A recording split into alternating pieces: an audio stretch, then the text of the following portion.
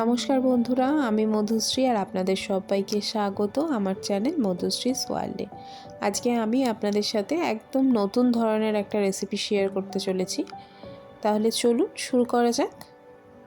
এখানে আমি নিয়েছি কচুরলতি। আমার এখানে কচুরলতিই বলে। আপনাদের কার কার জায়গায় কি নাম এটার আপনারা কমেন্ট করে আমাকে জানাবেন। এখানে আমি কড়াই বসিয়ে দিয়েছি, আর কড়াই দিয়েছি জল আর হাফ চামচ লবণ। আমি ওই কেটে রাখা কচুর লতিগুলোকে ওই 50% মতো সেদ্ধ করে নেব।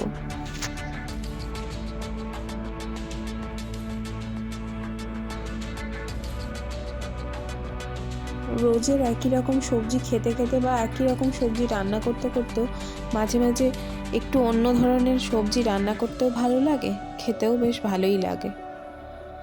আপনাদেরও আশা করি এই রেসিপিটা ভালোই লাগবে। আপনারাও বাড়িতে একবার হঠাৎ চেষ্টা করেই দেখতে পারেন, টেস্টটা চেঞ্জ করতেই পারেন। কচুর লতিটা আমি 50% মতন সেদ্ধ করে নামিয়ে রেখে দিয়েছি। তারপর ওই কড়াই আমি দিয়ে দিয়েছি তেল, আর তেলের মধ্যে দিয়ে দিলাম হাফ চামচ কালো জিরে আর দুটো কাঁচা লঙ্কা। কালো জিরেটা একটু নাড়িয়ে নিয়ে আমি ওর মধ্যে দিয়ে দেব 8 কোয়া মতন রসুন, সেটা একটু কুচিয়ে নিয়েছি আমি, সেটা দিয়ে দেব।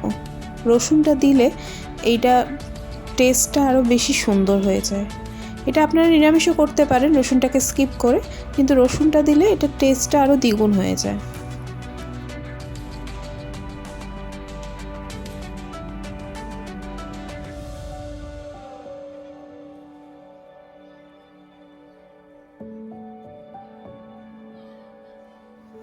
লো ফ্লেমে রসুনটাকে ভালোভাবে ভেজে নিতে হবে।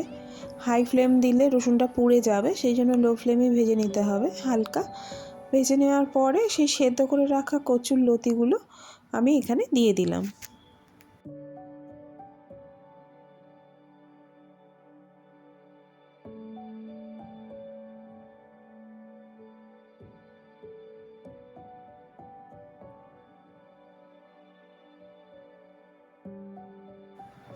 মিডিয়াম টু লো ফ্লেমে কচু লতিটাকে বেশ ভালোভাবে ভেজে নিতে হবে।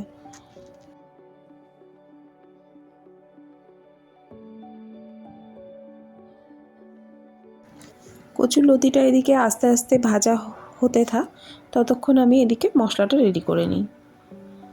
এখানে আমি নিয়েছি 1 চামচ পোস্ত গুঁড়ো আর 1 চামচ সর্ষে গুঁড়ো। এই দুটোকে আমি জল দিয়ে মিক্সড করে পাশে রেখে দেব।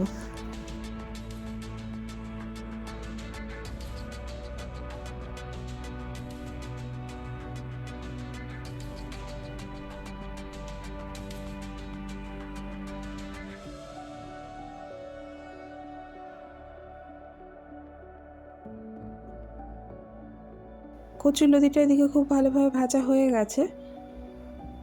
এবার আমি এখানে দিয়ে দেব খুব অল্প পরিমাণে হলুদ।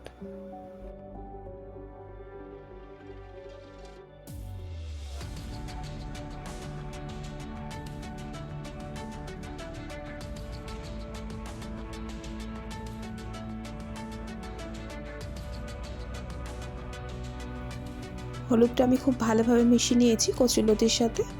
এবার আমি ওই রেডি করে রাখা মশলাটা এখানে দিয়ে দেব। মশলাটাও খুব ভালোভাবে কচুর লতির সাথে আমি মিশিয়ে নেব।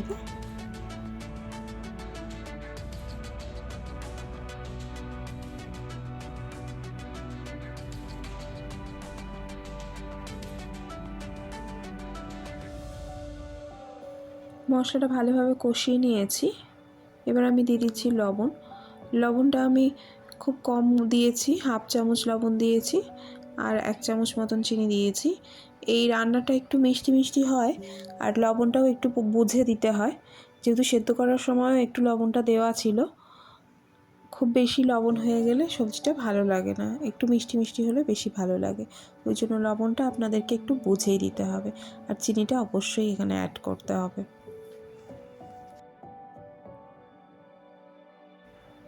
লবণ আর চিনি অ্যাড করার পরও আমি খুব ভালোভাবে এখানে কষিয়ে নিয়েছি। তারপরে আমি এখানে দিয়ে দিচ্ছি জল। জলটা খুব কম দিতে হবে, যেহেতু আগে 50% মতন সেদ্ধ করাই ছিল।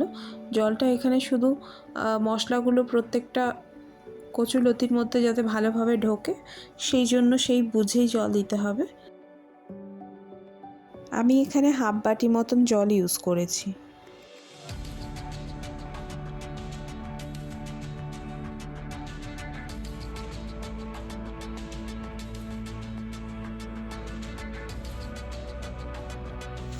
জলটা খুব ভালোভাবে ফুটে উঠেছে। এবার কড়াইয়ে ঢাকা দিয়ে আমি জাস্ট 1 মিনিটের জন্য একটু রান্না হতে দেবো। 1 মিনিট হয়ে গেছে, আমি ঢাকাটা এবার তুলে নিচ্ছি। দেখুন জলটা অনেকটাই টেনে এসছে।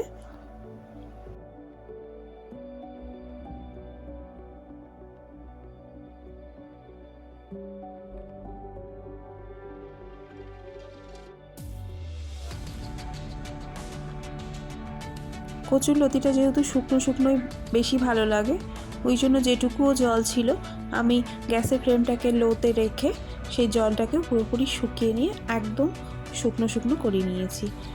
আমার রান্না এখানে কমপ্লিট, কিন্তু আমি ঢাকা দিয়ে কিছুক্ষণের জন্য রেখে দেব গ্যাসের ফ্লেমটাকে বন্ধ করে। আমি এখানে প্লেটে সার্ভ করে নিয়েছি। দেখুন এটা দেখতে কতটা সুন্দর লাগছে, খেতেও কিন্তু যথেষ্ট ভালো ছিল। একটু অন্য রকমের সবজি মাঝে মাঝে খেতে বেশ ভালোই লাগে। আজকের এই রেসিপিটা আপনাদের কেমন লাগলো অবশ্যই জানাবেন। যদি ভালো লাগে একটা লাইক করবেন, একটা কমেন্ট করবেন, একটা শেয়ার করবেন। আর আমার চ্যানেলে নতুন হয়ে থাকলে আমার চ্যানেলটি সাবস্ক্রাইব করার অনুরোধ রইল। সবাই ভালো থাকবেন। টাটা।